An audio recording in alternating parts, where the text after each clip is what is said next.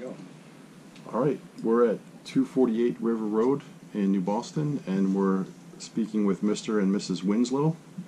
And the date is, what is today's date? The 26th of December, day after Christmas. 26. Yeah. The day after Christmas. Yeah, okay, I'm sorry. Okay.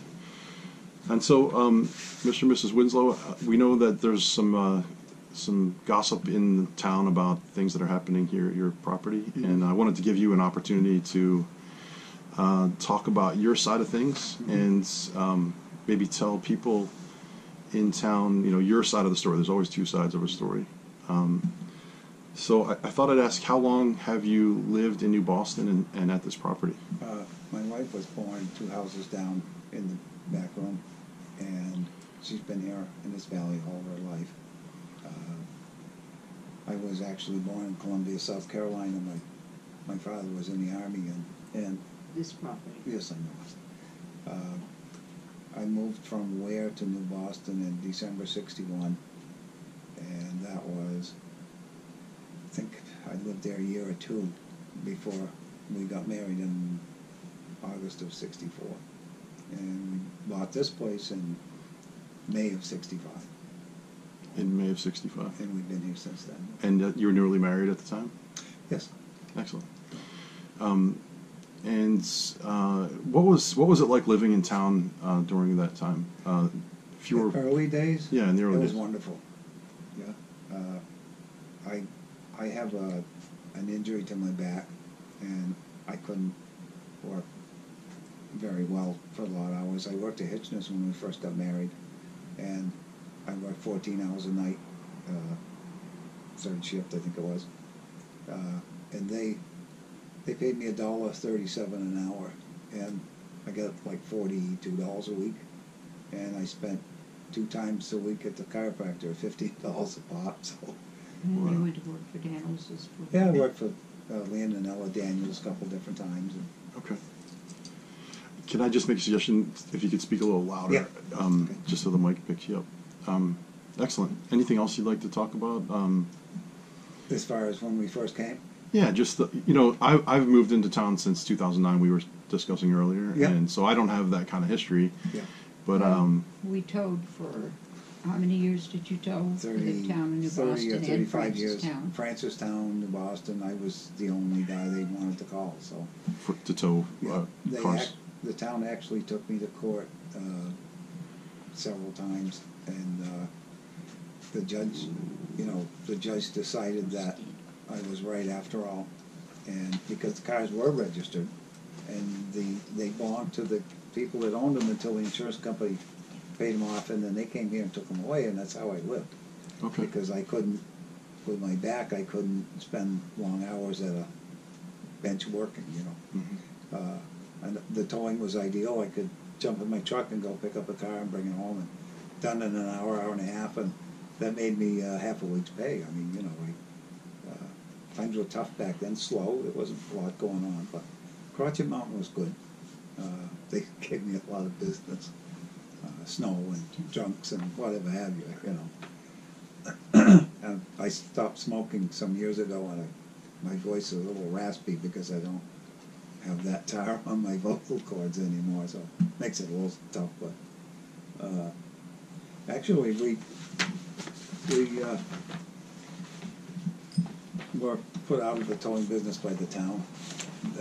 They asked the chief, John Ballou, not to call me, and he told them that he tried calling an out-of-town wrecker, which happened to be Johnny Sheldon, and the people were charged several $100s. One of the selectmen decided they should make me get $750,000 worth of insurance when they didn't write it, and we had garage keepers at $10,000, which is all they wrote at the time, and they wanted $50, and I couldn't get it.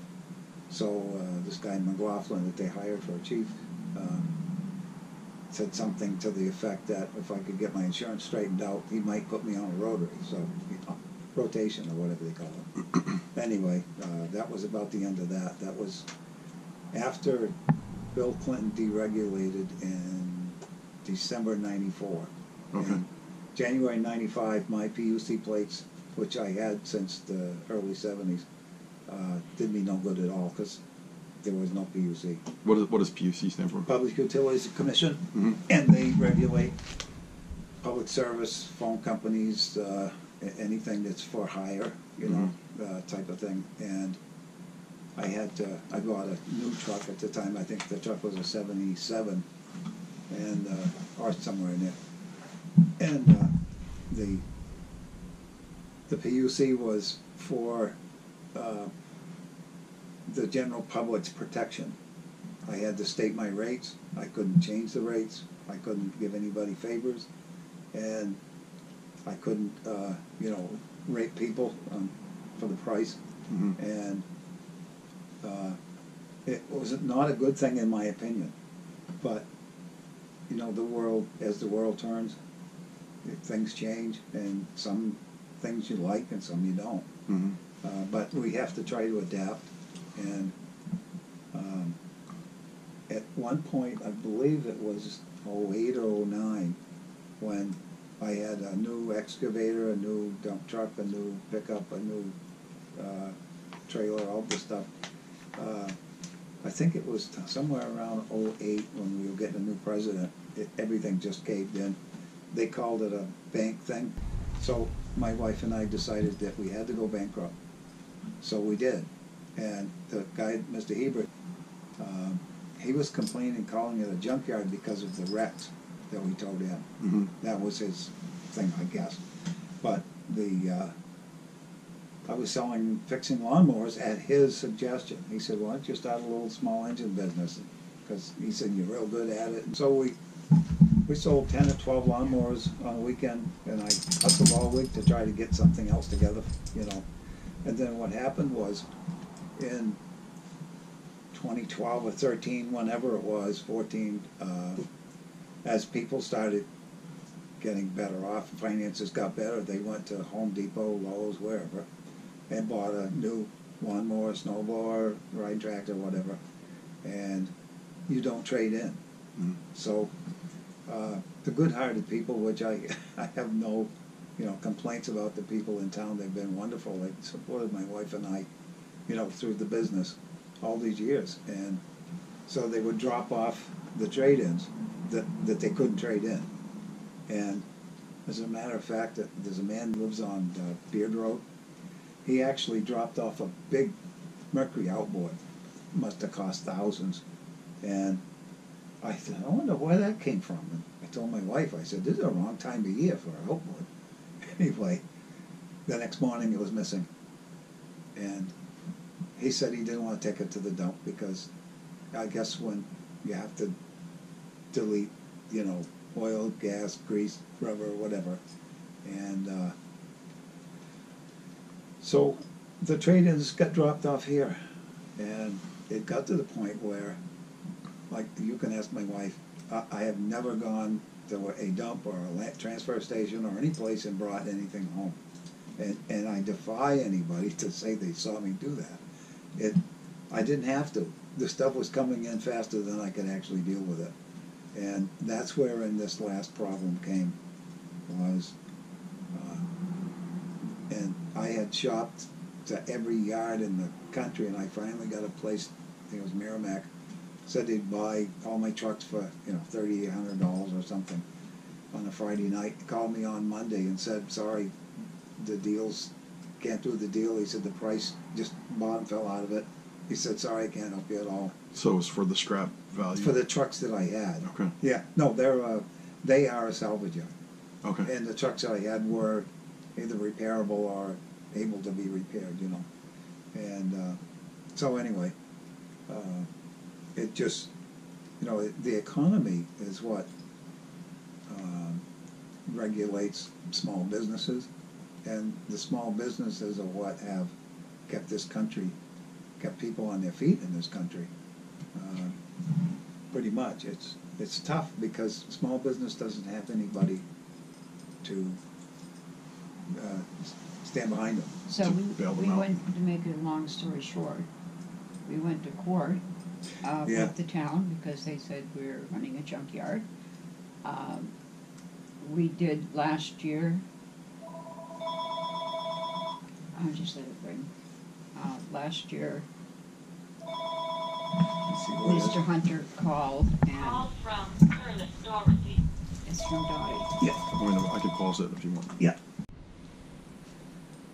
Mr. Hunter asked us to clean up some last year. He took some pictures, which I have here. And Mr. Hunter is who? The building inspector. The building inspector, the one that runs the town enforcement, I of guess. Boston, the one that enforces the selectmen's laws. Understood. He took some pictures here of items that they wanted removed. He even took a picture of our Dodge plow truck and said remove. I mean, it's registered and inspected. It was our plow truck. It is our plow truck.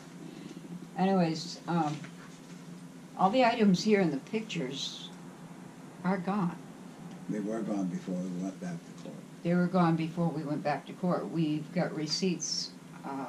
In fact, this Berwick iron and metal container that the town has out here now that they've hired, we hired last summer.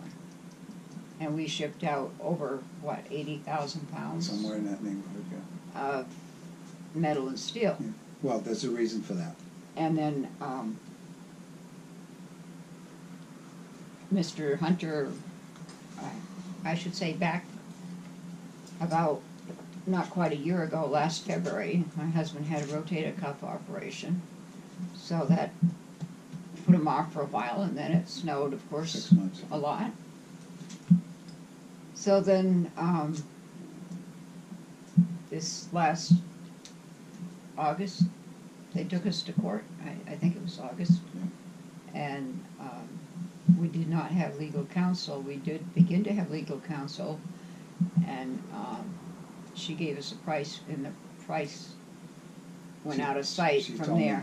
She told me $900 estimated, and we got a bill for $7,400. But that wasn't the real problem. The real problem was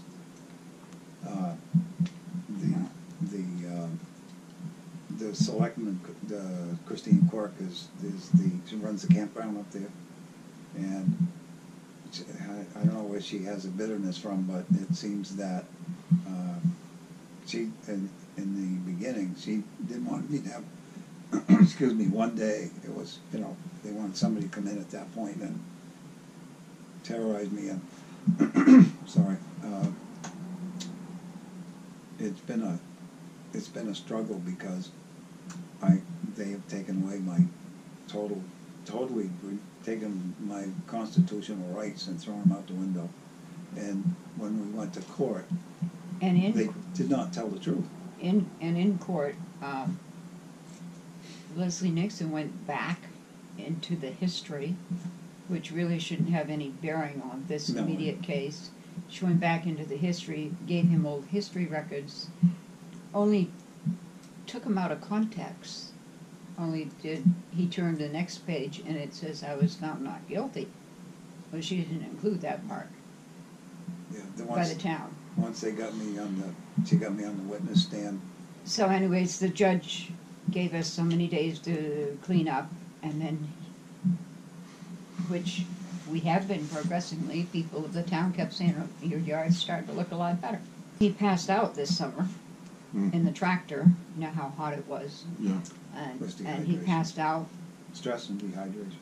He had to go to the hospital. The ambulance took him in, and he'd had a aneurysm on his aorta, which is the main vein that runs down through your body. An aneurysm is like a balloon on it. Mm-hmm. They'd been watching it for years, and was it grown by meters or centimeters? Centimeters. Yeah. Grew by centimeters, and they told him he probably could expect a full life with it. Well, it grew from something like 3.2 last year to over 5. 5.3, which is 2.54 centimeters to the inch. So I was over 2 inches on my So that aorta. was due to stress and high blood pressure and trying to get the stuff moved. And so he had had the operation October 22nd. And the last letter we got from Mr. Hunter said, there's no sense in me coming down doing an inspection now. Yeah, it's on the paper. Plus, he said we couldn't store our junk Yeah. in tractor trailer boxes, which are registered, for the road. Mhm. I don't know what business is of his where we store anything. And we couldn't have them on our property unless we got a permit from the planning board. It's like, you don't have to have a permit to have a registered tractor trailer in your yard. The first letter said that there's no sense in him coming down doing a inspection, because I told him I was gonna have an operation, and he said, good luck with the operation, and, you know, the next letter he sent to the court He said we said that I refused. refused him access to the property, which is absolutely, it's just totally untrue. I never even, I didn't even talk to him. Yeah.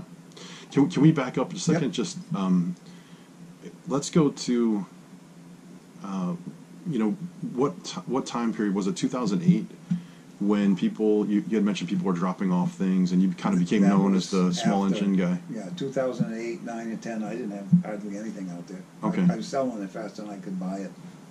Then you could buy it back then. I was buying them, trade-ins or whatever from the dealers and fix them up, And your primary source of income is plowing, towing, excavating, I and small don't engine do repair? excavating And or he towing was- anymore. Not anymore, but it was. And So he that kind of was- replaced what you were doing. He was repairing lawnmowers, and Okay.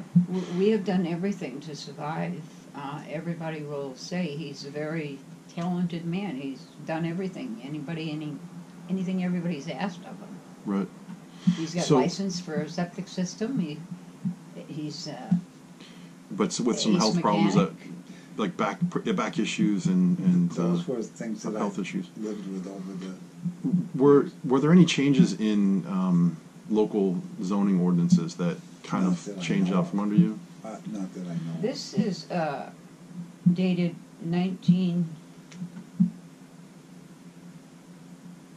1991.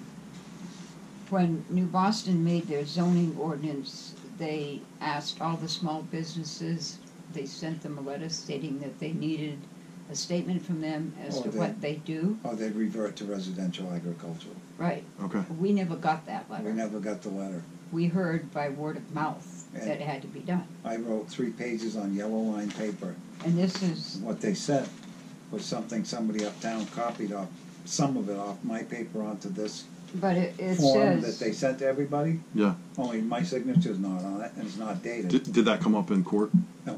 Not at no, all. it says doing commercial towing and recovery, including but not limited to automotive, industrial, commercial, RV, police impound, insurance recovery, storage, salvage of automobile, industrial, commercial, Yeah, that- recreational, I threw it in the welding kitchen and sink. Now, what is that? welding and What is that? fabrication, cutting and otherwise construction. Mona, what are you reading from? This is The paper what that I we wrote. gave to the town in 1991, Okay. This is what I took up and hand delivered so that to the. we wouldn't be considered residential. Okay. And What how, they- how are you zoned now? Is it commercial or residential? They refused me commercial. Okay. They said they didn't want spot zoning. So we were a non-complying. We're pre-existing non-conforming. Only And- in court, they said I was residential agricultural. Are you you're not grandfathered in? Yeah, Absolutely, we I are. am. You should be. In I fact, absolutely am. if you look back in With them. 1997, I think the New Boston newspaper, Mr. Strong, the selectman, is quoted as saying, "We can't do anything about Duke, he's grandfathered." We have that in black and white. Okay. And so this current dust up, I'm assuming there was a complainant, and sometimes that goes anonymously, right? So someone will The complain. neighbor in the back has been writing letters to the town for years and years and years. Okay. Yeah, And have you and he and have you ever tried to talk it out and come to some kind of compromise? he used to call me, he used to swear at me and call me very derogatory things. And what happened was he had quit smoking, and he was a terror. I heard just recently that he was a drill instructor sergeant, or whatever you call it, DI in the Army. The selectman that started all this was Dwight Lovejoy when he was in office, and Dwight Lovejoy would drive over there every weekend. I don't know whether he's taking pictures of our back property or what was on it, but he still slowly goes by here. What Scopes started the that place out. was he stopped and said that the town had won a case against us in 1997. Okay. And I said, "I'm sorry, Dwight, I don't recall that." And he said, well, maybe you didn't show up for court and they got you by default. And I said, in any event, Dwight, you need to give me the receipt from the registered letter that where you said I had to go to court, you know, where I was summoned to court or whatever. Mm-hmm. And he got, his hands were shaking, his voice was shaking, and I thought he was going to pound me, but he left instead. And I called the town administrator and I said, I'd like to see a receipt saying that we went to court with you then. yeah, we didn't. Okay. But No, we didn't. And how is that relevant to the current well, situation? he started this, and he was the chairman of the board or whatever it was, I guess, Okay. at that time, and he got soundly voted out. I was told he burned a lot of bridges, but he got voted out, and Rod Town got voted in. Okay. And so I think that bumped Christine up to the chairman of the board. So she has been relentless. And whatever they had to say to get the job done, that's what they did. Okay. And I hired a lawyer, and she threw me under the bus, basically. And then she called me up and said, I can't represent you. And I said, well, why? Well, there's a lack of communication. And I said, well, and what was that? The town sent a letter to me, but not to her. And she said she was the attorney of notice, or something to that effect, and that they should have sent the letter to her. And I said, and that's my fault? And she just, that was in the fall, the year before. And then in the spring, we had another court date, and she called me up and she said, I have tried, this is her words, I have tried every way that I know to prove you wrong. She said, and I just can't. She said, I will finish this in court for free. And then I never saw her again. And just so I'm clear on the chronology,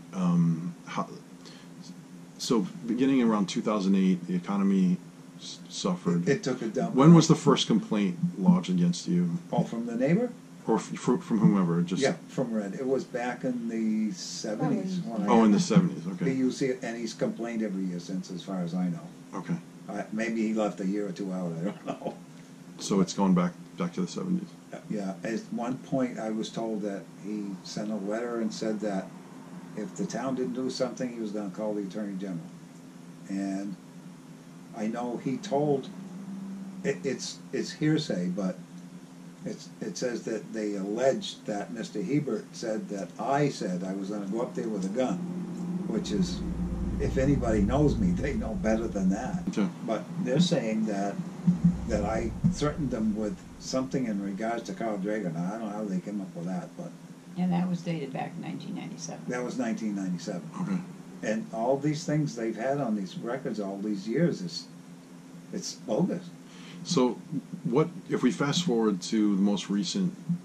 That would be Dwight Lovejoy about 2016, late 2016. That's when this current He situation got started. He got really upset and went up and started a. Well, he first came down and came in, just like you, sat down, had coffee with us. And said, I love you like a brother. There's nothing I wouldn't do for you. You know. Yeah, I and don't then know he what did an happened. about face. But anyways, the court judged against us, and I wrote the town a letter. I wrote one to the court too, and the court sent it back saying they wouldn't accept letters. I wrote one to the selectmen. I imagine they have it, explaining his operation. And I told him that I thought that we could get cleaned up just as fast as Mr. Hunter could get cleaned up. And in fact, these people out here doing it are the ones that we hired in the spring. And They're doing it now under the town's direction. they're doing it No, under the town's they're direction supposed to now. be under the direction of the selectmen, or the police department's supposed to be here. Mm-hmm. He came Christmas Eve and was bulldozing stuff around out there, and I went out and I said, No, I came home we Christmas. didn't see him Christmas. I came home Christmas Day. If you could start just Yeah. when. So when did they first come to execute I guess it's a court order that they're Yes. issuing? When did that Either first last start? Monday or Tuesday. Yeah. What Last happened Monday, was Tuesday. the building inspector sent a letter to the court through Wesley Nixon that I refused him access to the property, and he wanted a warrant to search, what's it say, buildings, Structures, vehicles, And trailers. structures, trailers, whatever, to find something that he could consider to be in the category of junk. And And that was whose determination, what was junk? the, And have well, it removed. yeah, well, that was supposed to be the building inspector, but he hasn't been here. Yeah, who's supposed to determine whether it's junk or This not? guy's out here under no supervision with a bulldozer and a log, and they've taken stuff that belongs to Wayne Daniels. They've taken my son-in-law's compressor, stuff that anybody in their right mind would say, well, that's probably not considered junk. But he's getting a commission, he's getting, what he did was when he came here last year, Mhm.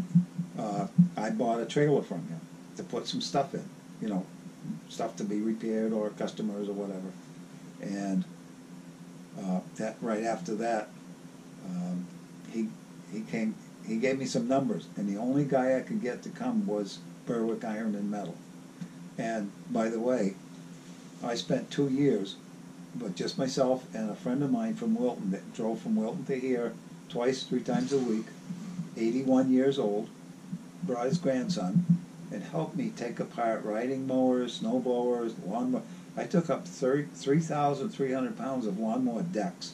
That's how many we took apart. All these things That's a lot. have to be drained of oil Because and I gas. had to sign a You thing can't with throw 'em. Snitzer that I would bring no rubber, no steering wheels, no grease, no oil. So the motors have to come out, the rear end has to come out, the tires have to come off, the So it's steering a wheel, lot the of seat. labor goes into Oh, separating things. I couldn't take them anywhere. The guy at the dump up there, don't bring them here. So going back to last Monday, you said, if you could just walk people through Yeah. and just, anyone that might listen to this video, what happened since last Monday from your perspective?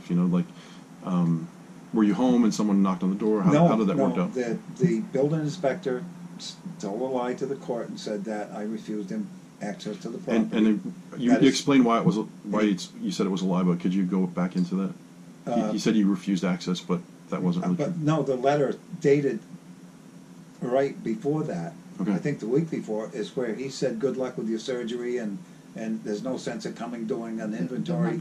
The month before. And what month was that? October? It was October. October. Okay. And then he sent a letter to the court saying that I refused him access because he got T.O., whatever you want to call it, and wanted to throw the book at me, so he told the court I refused him access. The court, Amy Messer is the one that found for the town to begin with. And That's he the had- judge? Yes, Mhm. What was his name? Judge Amy Messer. Yeah. Okay. And And he So- sent the letter to the court asking, to come on the property Right. and bring whoever he wanted and enter all the buildings and things and and to were remove. and they were supposed to give us an itemized list of things that they took, which we haven't seen. No, they've taken stuff that people don't even know about. I had a truck box out there Mhm. with very good, expensive things in it, and they took the thing and grabbed it by the roof and tore the roof off of it and scattered the stuff all over the place, and it was inside of a closed truck box, which Steve, the guy that's doing this job, told me that, he said, I know you got stuff in there you want to keep. He said, where do you want me to put it? And I said, well, just, push it out of your way for now. So then he got mad because I told him when he came on Christmas Eve and disturbed the neighbors over there, bulldozing the snow out of the way. And when I came home after plowing for the state on Christmas Day, all of a sudden I hear this noise, and I went out, and he was out there bulldozing the driveway. And I went out and I said, Steve, there's no police here, there's no selectmen here, and you're not here. I said, go park your machine. This is Christmas Day. Give me a break. And I didn't know it, but she had called the police department to find out why he was here without, the selectmen or It was last week though when they all started. They came down with about 5 police cruisers. Yeah, there was 6 and police the selectmen cruisers from came B's down. house down to here. They went all over the property with their clipboards. Yeah. And there's tires in a trailer out back, and you can't even hardly see the trailer from the road. Hmm. They're enclosed, and I heard them talking to each other about, well, we've got to clean out that trailer, but we've got to confer with Jerry up to the landfill to see if he can take them. Why do they even have to look at them? They're in an enclosed trailer. They can't No even one can see see them. them. Yeah. Are They're they not claiming that? hazardous unless they're out with water in them. Are they claiming any like environmental hazards or things like I that? don't No. know. Listen, somebody said on the Somebody mentioned in Somebody Facebook. mentioned no, on Facebook it was that- not mentioned in court. Mhm. No. about something about somebody thought there was an oil spill. Okay. But I stood up in court and I told the judge I would not be intimidated into doing something that would cause any pollution whatsoever. Yeah. And today, at 6:30 this morning, and the letter says 8 till 6. At 6:30 this morning, the hired guy that's hired to the town came down the road with a jake brake and woke up everybody in the neighborhood, and he spread salted sand out by the road and all the way out to the back, and my neighbor's well isn't 40 feet from that. I mean, Okay. they don't care about the environment. It doesn't appear to me, Well, because I was just curious if that was something that was being claimed. Are there any rumors that you'd like to dispel, or you want to set the record straight on some things? I don't know like of this would be any a good. rumors that are against us, except maybe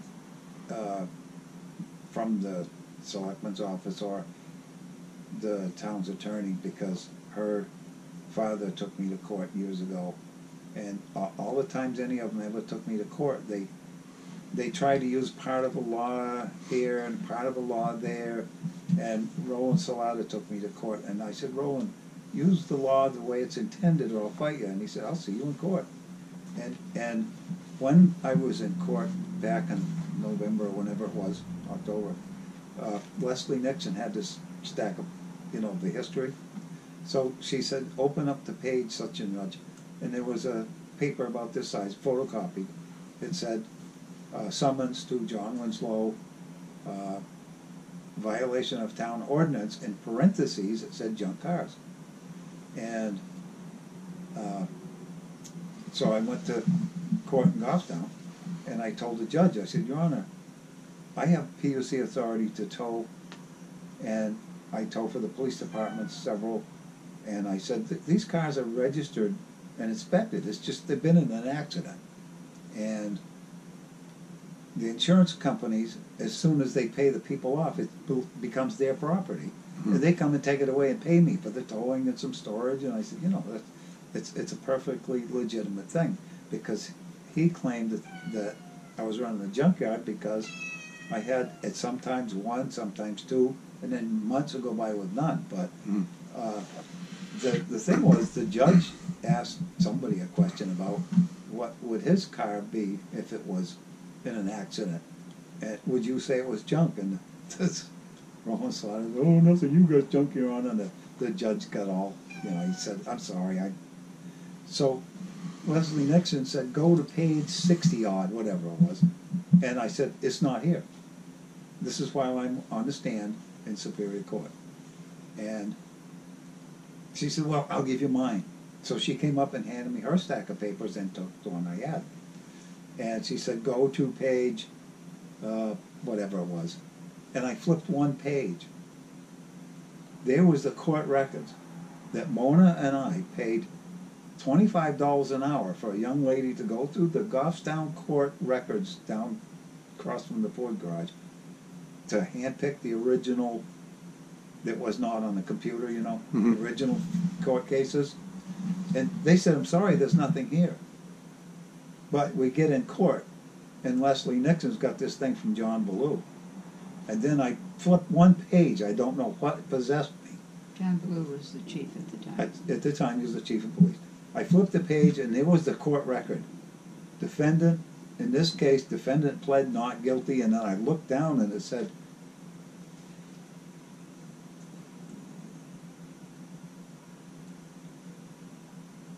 if I'm not guilty.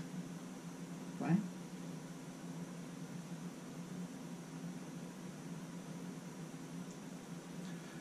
Said the defendant was found not guilty. Yeah, the court couldn't even find the papers for us when I paid them to look. But somehow the chief of police had them. No, No. Leslie Nixon. Leslie Nixon. Okay. Yeah. Yeah. She picked And them. She what picked them out of the. when did that happen? That event. In the Superior Court that we just went to in August. So August of 2017. Yeah. Okay. Yeah, she was going back. She talked more about the history than the case that was going on nowadays. One That's how case she had won. nothing to do with the other. So it was okay. So, anyways, And you had they said that we've had repair plates. Mr. Hunter said he didn't see any sign of any repair plate. Well, it was right on the back window of our welding van. And as I said to them in the letter that I wrote to them, you don't leave a plate that you can put on any vehicle stuck out on a vehicle Just- beside the road. Somebody will steal it. Just go to a car dealership. There's no. Right. The plates are in the office. right. It was in the back of the welding van. The welding van is now out in the woods. If it's still there, I think they tore it apart. All right. So we had talked about your court decision. There's one thing I wanted to ask you about. You said you didn't have representation. Right. Were you provided with a public defender, or No. was there? No, they don't do civil cases. So for a civil case, you don't get any kind of. I guess not. They said we didn't. Okay. And so you had to represent yourself in court, Yes. and to I the best tried of your to ability. find a lawyer, but nobody wanted to fight Leslie Nixon apparently. Okay. And we had talked about dispelling rumors. There was one that I mentioned earlier about being behind on property taxes. Right. There was a deal to clean up. We are behind on Stuff. property taxes, but this There's is. a reason for that. Oh, could you We go are into not that? 3 years behind. The town does not own our property. In fact, they're charging us $275 a day fine since December 19th, and they have like a, December 19th, 16. yeah, We owe the town over $100,000 in fine money. So 270 a and they have a day, lien on our property. $275 a day. 275 a day, and that's over the same situation. Yes. Yes. Okay. That's what the judge gave them. Until Mr. Hunter is satisfied with the way the property looks. Yeah, they've So- taken away my status quo by saying that I was residential agricultural, which is not true. Okay. And so then the judge pretty much had no choice, I don't think, is to find me.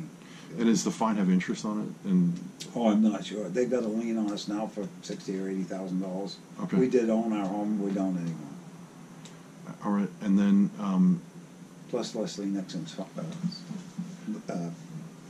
attorney's fees, which are probably does that between get, $10,000 and $15,000. and that gets passed on to you? Yes. What if when they're taking things out of your yard Oh, yeah. and they're determining whether or not it has value? The only one determining that is the guy that's getting the cut off the weight, because they went. That's the person named Steve. Yeah, Steve Voidak.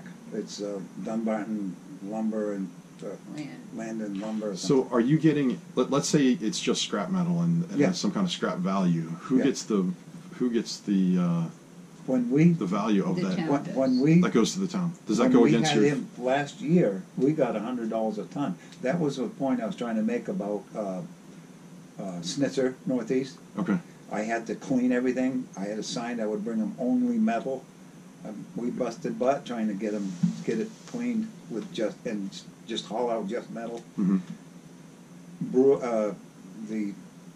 The main place, Berwick Iron and Metal, Mhm. said, throw it in.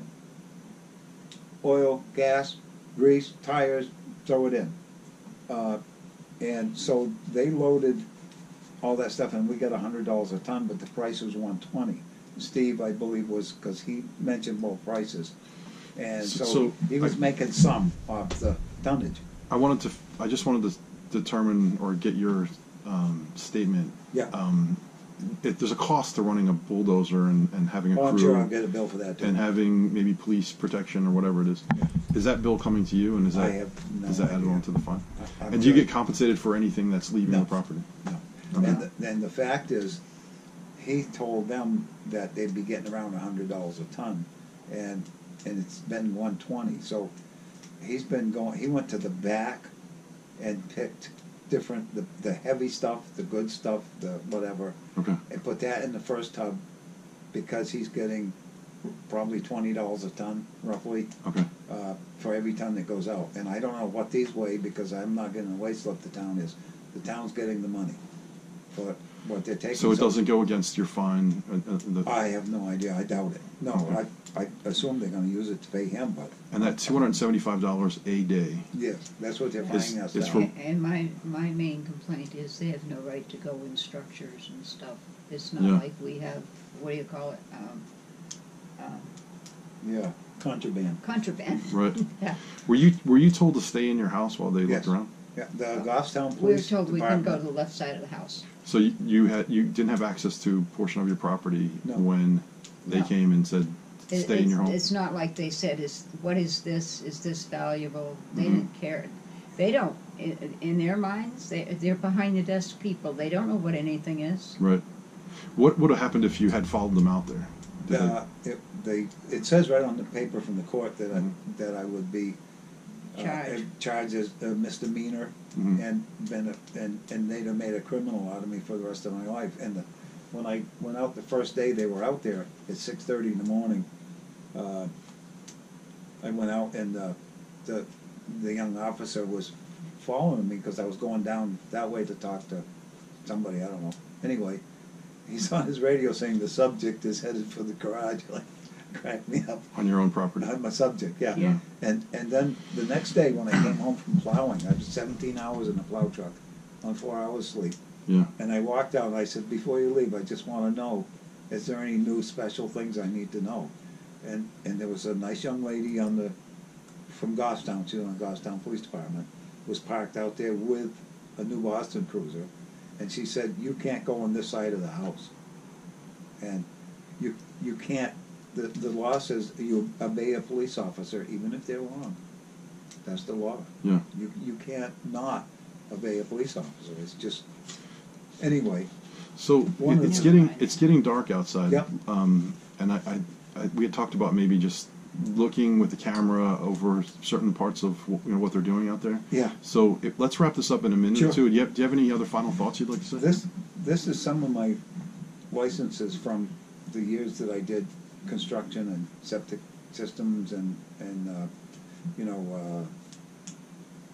foundations, wells, septic, That doing you that kept kind the of work. garage going during that. I kept the garage going in between the jobs, but I have a septic installer's license up until 2018, but I didn't have any equipment after 2008. So that's why I had to resort to trying to pay off some of the bills that I owed by fixing lawnmowers. And it wasn't my choice, but No. it was about the only option I had at the time. I had a really lot of widows and older ladies that came and said, I can't afford a new one. So I'd fix one up for $40 or whatever, and I could probably come up with 100 people that I fixed a lawnmower for, which, God bless them, they kept me, they needed my help and I needed theirs. Yeah. But So what in your mind, how do you see an end to this whole situation? I mean, you've got some I see- hefty fines. I see that when the place is clean, and Mhm. not before, they will go to the court. This is my imagination, of course, and they will ask the judge to be able to sell the property to get the money that they, like Lester Nixon called it, a relief. So they're going to want their money, and the only thing that I have is a house that I owe them $100,000 for. That's mean- not worth it. It's not worth it. It's not worth what? $100,000. Oh, you mean? Yeah.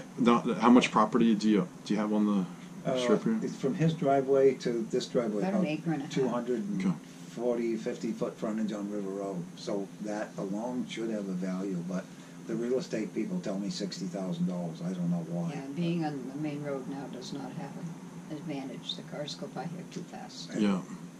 My best pal got killed out there last fall. Yeah. Easter, He's still Out front of your house. yeah, our dog. Picture. And your automobile. The Lincoln, Yeah, I'm sorry. the white Lincoln, Yeah. that was the first snowstorm we had. some boys were going to school and they slid on the road and hit Lincoln. Get carried away. And it's sitting out there looking terrible because the insurance company hasn't come and adjusted it yet. But that was just a coincidence. Someone Yeah. slammed into it. Yeah. And broke the fence. We don't have anything else to deal with, you know. It's pretty easy. Yeah, that added to our problems too, but because couldn't very well move the car because the dogs would get out. Yeah. Dogs are pretty awesome. Well, Well, ours are. and Very that's loyal the dog. mother. And Grover is the last of the babies. He's the baby. He's 6 years old. He's got a jacket on with the Patriots. Yeah. Yeah. All right, well, I'll turn this off, and then we'll take a look outside while the light's Sure. still out there. Okay, Sure. thank you, folks. Just turn the camera on here. Oh, she left. There's the trash. Okay. Yeah, so she backed out into that. What they do is they load their logging truck Okay. with the with stuff, bring it out. They've already filled one of these. There's my truck box, what's left of it. They gutted it, ripped the aluminum roof off. Behind the dumpster there, that Yep. just the frame you can barely see. Yep, that's it. Huh. Yeah, they left.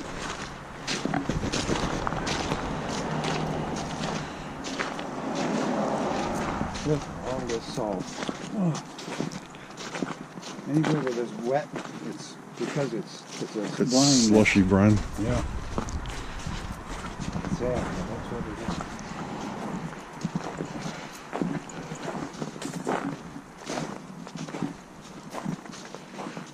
So do you want to point out anything that's still here or not here? That was enclosed with the garage door, and you know, I had stuff in it. And how did that? Not anything illegal.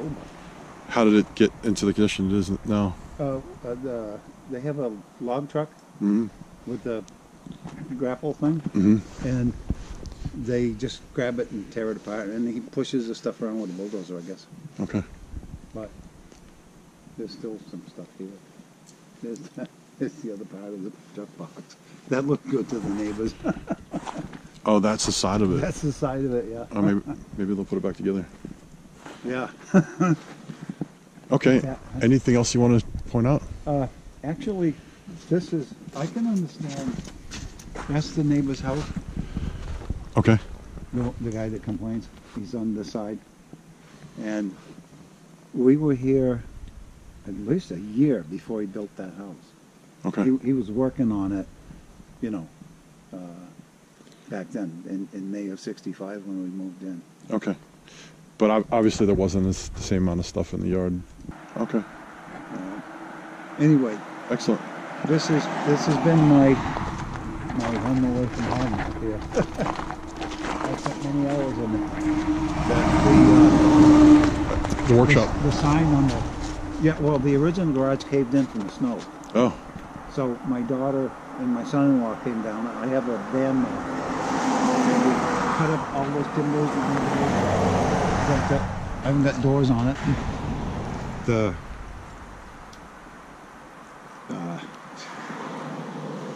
The stress level's got me. I can't even think about what I get.